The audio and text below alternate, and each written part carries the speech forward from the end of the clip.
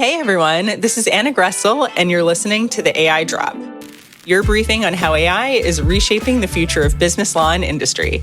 We bring you fresh drops each week so you never miss a beat. Welcome to the podcast.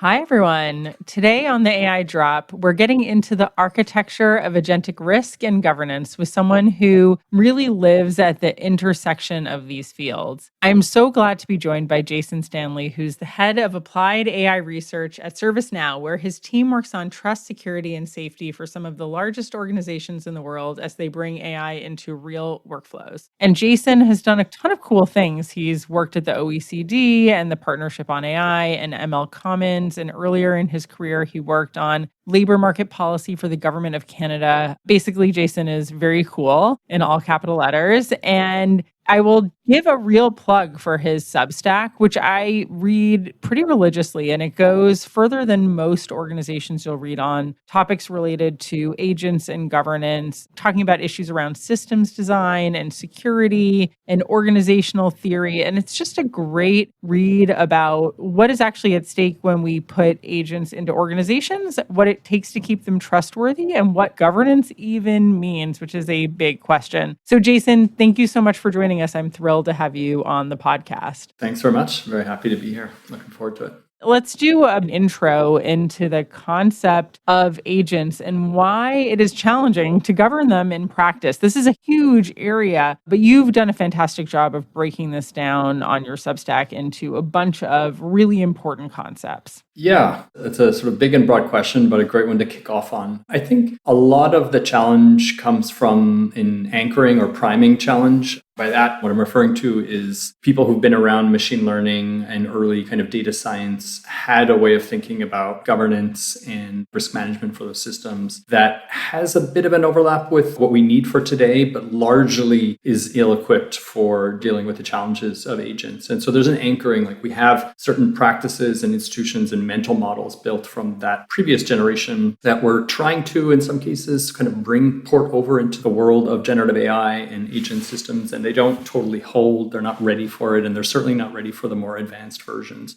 First reason is that generative AI is just different from those classic machine learning models, the way the architecture of the models, the non-deterministic or stochastic nature of the output of those models. And then agents themselves are quite different from generative AI models themselves. Those generative models are usually what's at the beating heart of agents, but agents contain a bunch of other components around them. Like the car analogy, a model is a little bit like an engine inside a car is comprised of many other components beyond the motor, the engine. Can't really think about having a car without having some version of a motor in there. It's sort of a necessary thing, an important piece, but most of what we want to accomplish from a comfort, a safety, a security, and a governance and observability perspective is not done by the motor itself. It's done by these other pieces. And so those complex systems that we put together and call an AI system as opposed to a model, or an AI agent as opposed to a model, contain lots of moving parts that themselves flex risk and create risk spaces and layers that are not present in just the model. So we've got lots of evaluations on models that do an okay job in many cases at kind of telling us the capability and risk profile of a model. Not a great one. I think there's lots to talk about on that side as well. But then we put all these pieces around them and deploy them into the world and ask them to do something very specific in a very specific environment. And all of a sudden, the evaluations that you should be doing look dramatically different from the ones that show up in, say, a model card. And the science and craft of doing that kind of evaluation and the runtime equivalent of it, the monitoring and the controls around it just hasn't consolidated and solidified in a good way. And the field is moving at hyperspeed. And so a lot of things moving that make it very difficult. So we're kind of entering a new era and lots to be built, which makes it exciting, but also kind of scary. Definitely. And I want to stick with your car analogy because I think it's actually a great one to unpack one of the questions that's been on my mind for you, because you've been writing so much about it in your Substack, which is, what does governance mean anyhow? And can we break that down into its constituent pieces? And so when I think about the car, I love that one because there are a lot of different ways that we create governance and risk management in the space of cars. And what I mean by that, it's not only all of the things that you can put into a car, like a steering wheel, a speed gauge, or maybe be a limitation on how fast a car can go, but it's actually the license, the permit you give to someone, the training you require them to take. It's the signaling. Actually, I'm a New Yorker, so I would not put myself as like the best driver of the year, but we all know what a stop sign says, and we know red, green, and yellow lights are. We understand kind of what a map does,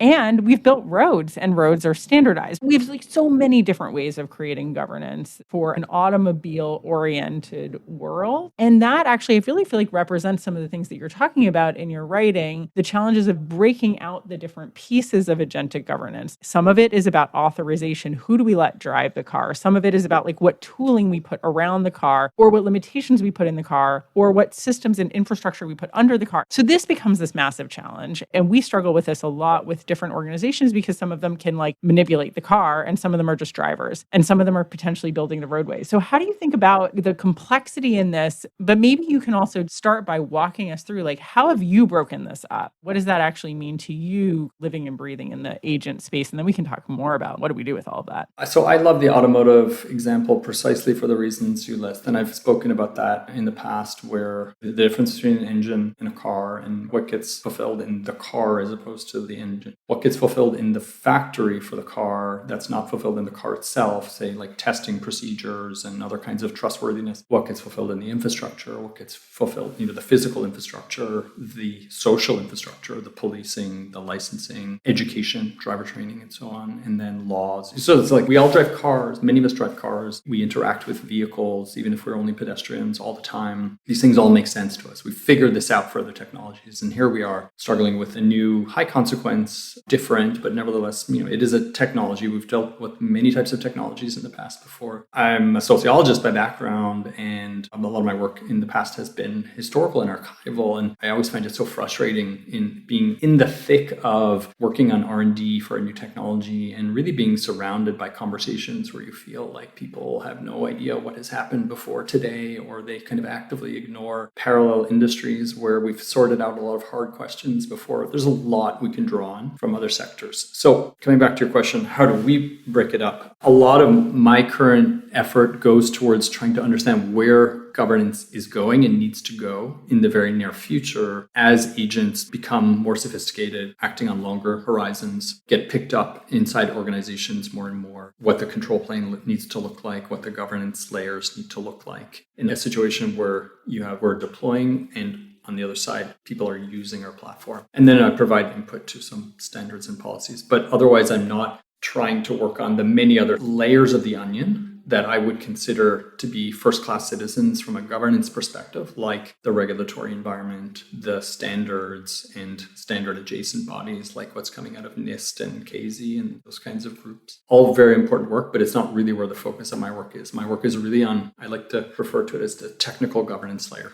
This is where thinking about governance gets turned into pieces of the technology that are deployed and used. So think about your control plane, your guardrails, your sandboxes, your potentially model training and model alignment efforts. How do you try to train a model to basically respect certain guardrails without there having to be formal, hard guardrails, keeping it within certain boundaries, and this defense in depth and things like that. How do you build the technology such that the technology, as much as possible, staying within the boundaries of what you consider to be good and away from what you consider to be bad? When we think about this, I want to go back to a few of the concepts in some of your pieces, which I know your Substack's like a personal Substack, but you talk a lot about governing people versus the technical governance layer. When you think about technical governance, you make an interesting point, which is there's a lot of focus right now in the space on failure proofing AI, but that may need to be use case specific. What does that look like or mean to you to make use case specific failure proof modes, if that's the right way to put that? I'm not sure how possible it is to do without there being use case specific work. And I would go beyond use case and say deployment specific. So let me distinguish those things. So a general purpose tool, like think of when ChatGPT was first released or Claude was first released. These are general purpose tools that you can use to do a whole wide slate of things. And now with things like Claude Code and Codex, the number of things you can do open up even broader. By contrast, something that's much more narrow, use case specific might be taking one of those models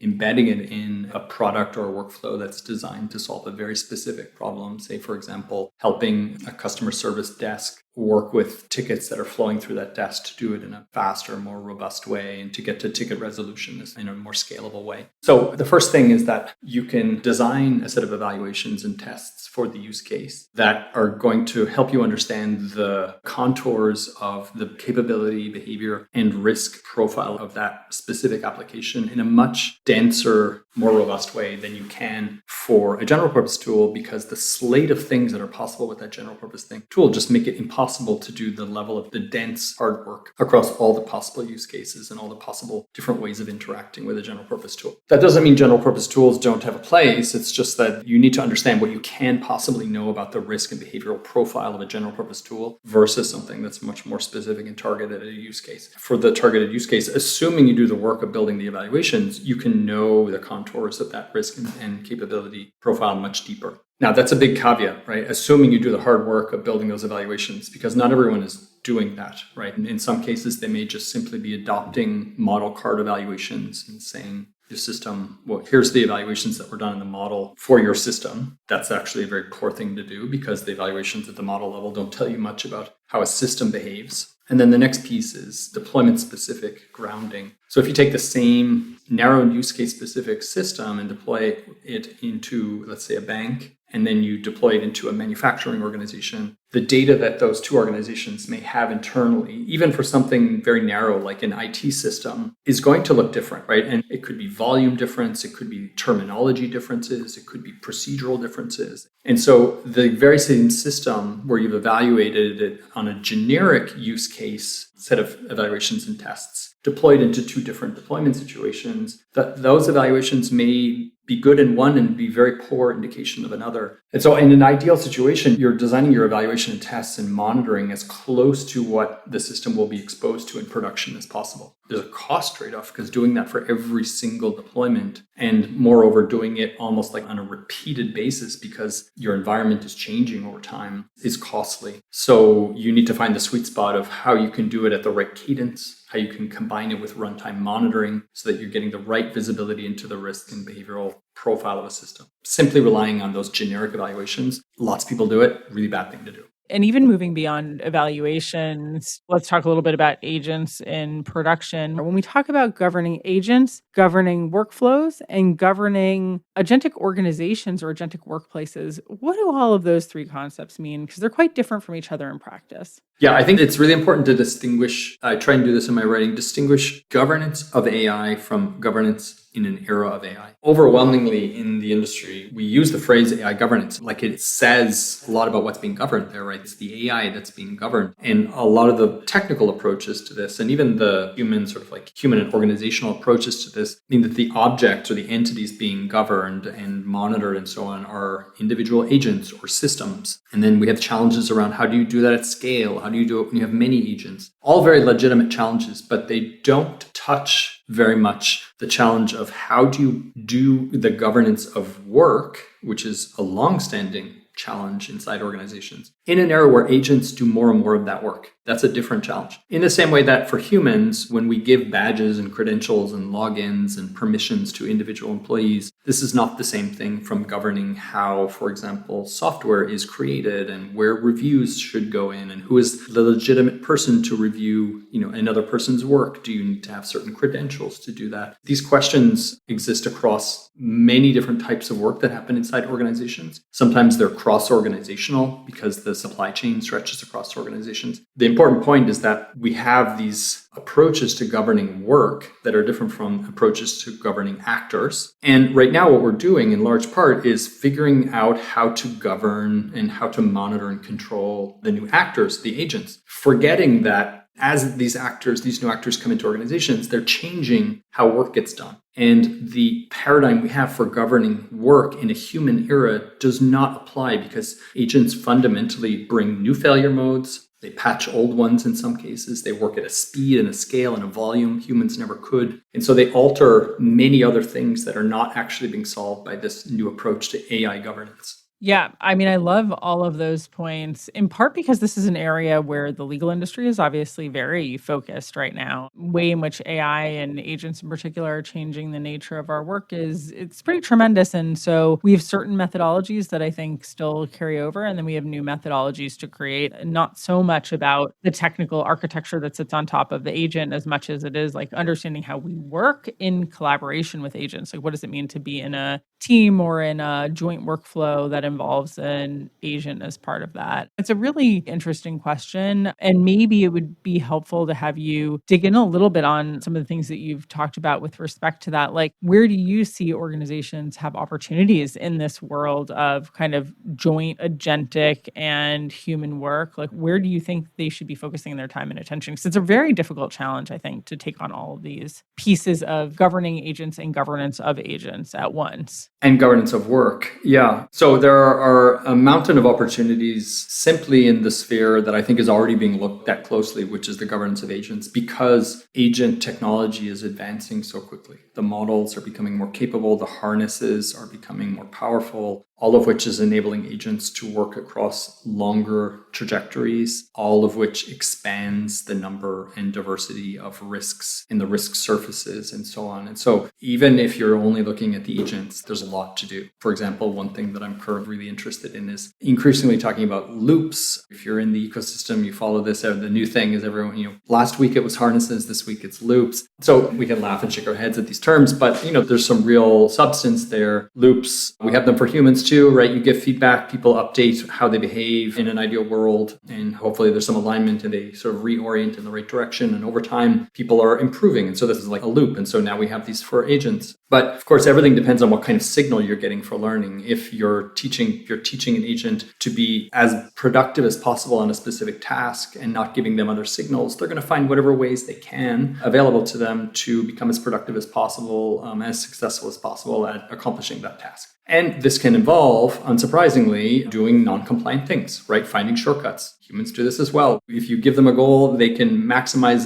their way of getting to there. And if they find ways of burrowing through and bypassing controls, they will do that. This is the hypothesis. So what happens if you were to diversify the signal? So the learning signal would actually become more comprehensively representative of what organizations consider good to be. Organizations in general would not say, just do the task however you want. They would say, no, you need to do it in a compliant way. So how can you better spec what good is, including control signals and governance signals and sort of quote good signals independent of the good outcome signal? And can that be a way of better educating or better training a model over time to optimize for what the organization wants? So this is some research that I'm involved in right now. Really interesting, like these learning loops and signals and signal diversity. Is it better to try and educate an actor to be better? Do the controls, if they're well enough designed, actually already do a good enough job? You can think of the analogy to cars here, like just how important is it to train a driver to be a responsible driver versus just putting the right police at the right places at the right intersections. And that itself will ensure that the driver behaves well. Open questions, really interesting questions. Those are, some of the questions in the agent as actor realm. When it comes to the governance of work, I think the field is much more wide open because there's not a lot that's been done here so far. Software engineering is maybe one of the areas where it's most advanced right now because coding agents are being adopted at such like crazy speeds by organizations. And what they do is they dramatically expand the amount of volume of work that can be done. And so the old model of PR reviews by your senior employees doesn't work anymore. You simply cannot spend the time reviewing them. And so new technologies for coding review agents are there, but then how do you police the coding review agents? How do you design the right systems for review to happen in a way where ultimately humans can trust the overarching system and where organizations feel like they know where accountability lies? So software engineering is probably the use case that I find most interesting right now. It looks very different from the governance of software engineering. It has a shape. That shape is very different from something like customer service management or ITSM, IT service management, where you have procedural workflows. Do step 1, do step 2. You can't go to step 3 until you pass by person X. Much more like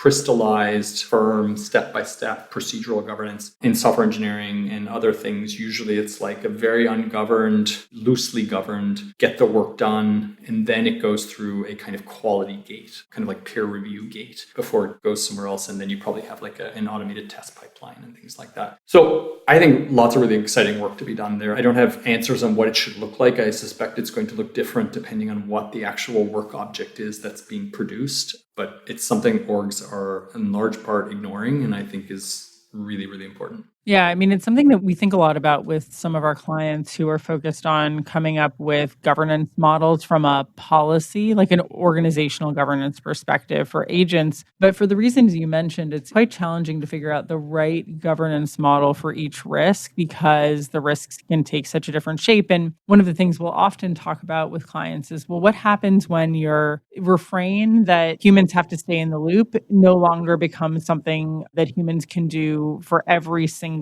outcome or response that a model has. You just can't have a person look at every piece of a chain of thought reasoning, right? And then I think you get into these interesting questions around what's the right checkpoint architecture? What is the right process and methodology? How much can you bring in humans at one particular point versus having models that are supervising parts of the process and then humans that sit over those supervisory models. So it's quite a diverse and very varied terrain for organizations. And not everyone has a Jason sitting around thinking about this. I mean, that's the other thing that I think we really see across our client base. And I'm sure you guys see that in your customer base. Now, how do you think about building up that capability? I mean, we talk a lot about upskilling in the AI world right now and supervision as being one of the new skills of an agentic workforce or a human agentic workforce. So where do you see those opportunities existing for organizations that are trying to take a bite at this? A lot comes back to evaluation science for me, or evaluation best practices. And I would not exclude so-called experts from this in any way, shape, or form. I think there's an assumption that if someone knows how to train a model or engineer a model, they also know how to test the model, or if it's being done by people who are highly skilled at building a harness or a system or training a model, this must mean that they understand how to do the right kind of evaluation. And I think this is just like a fundamentally flawed assumption. You see it in the kind of evaluations that teams that are highly capable at building things do, and how they reflect an understanding of risk from a taxonomy perspective, like what risks matter for this deployment, not what risks are in the model card that I read from OpenAI and therefore that I should implement as well, or not what is so-called, the XYZ risk repository at, ABC Institute published and told me the key risks were, and therefore I should run those benchmarks. But instead asking like, well, this thing is going to be deployed into this situation to be used for this use case by this kind of set of users with this kind of data distribution. What's the right kind of evaluation to understand the capability and risk profile of the system? Even,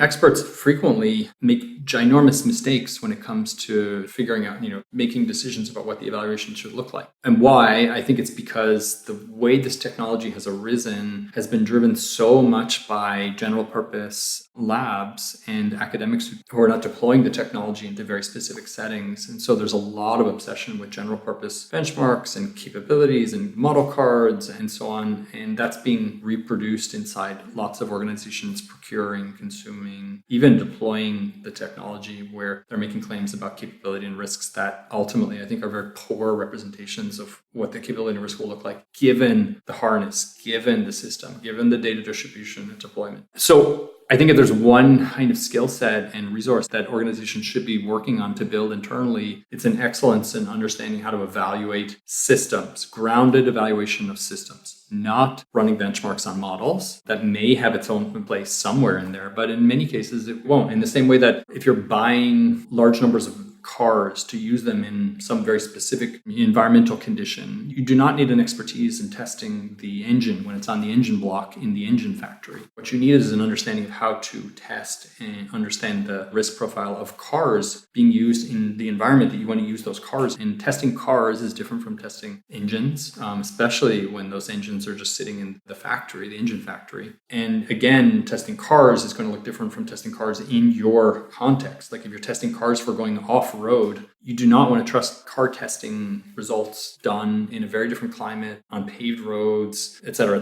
right? So you need to understand how to do grounded, risk-informed evaluation of systems. And then from there, other things sort of naturally flow out of that. If you understand where the weak points are, what systems can and can't do in a good, grounded way, you have a good idea about maybe what permissions you should give a system, good idea about what kind of guardrails are necessary, good idea about whether you should or shouldn't allow it access to this data set over there. If you don't have access to that information, you can have the best possible people in the world around understanding tool calls. But if they don't understand how your system fails or succeeds under certain conditions, they're flying blind in large ways. So that's the skill set I would really start investing in. Yeah, it reminds me a little bit, years ago, we were doing some research into all of these different methodologies that different domains have for evaluating safety, this kind of safety case methodology. And it's quite interesting thinking about the specificity of those for the domain, even the specificity of an error rate in light of a particular outcome or circumstance. You can be, for example, the energy industry and have really defined outcomes that are related to energy production or,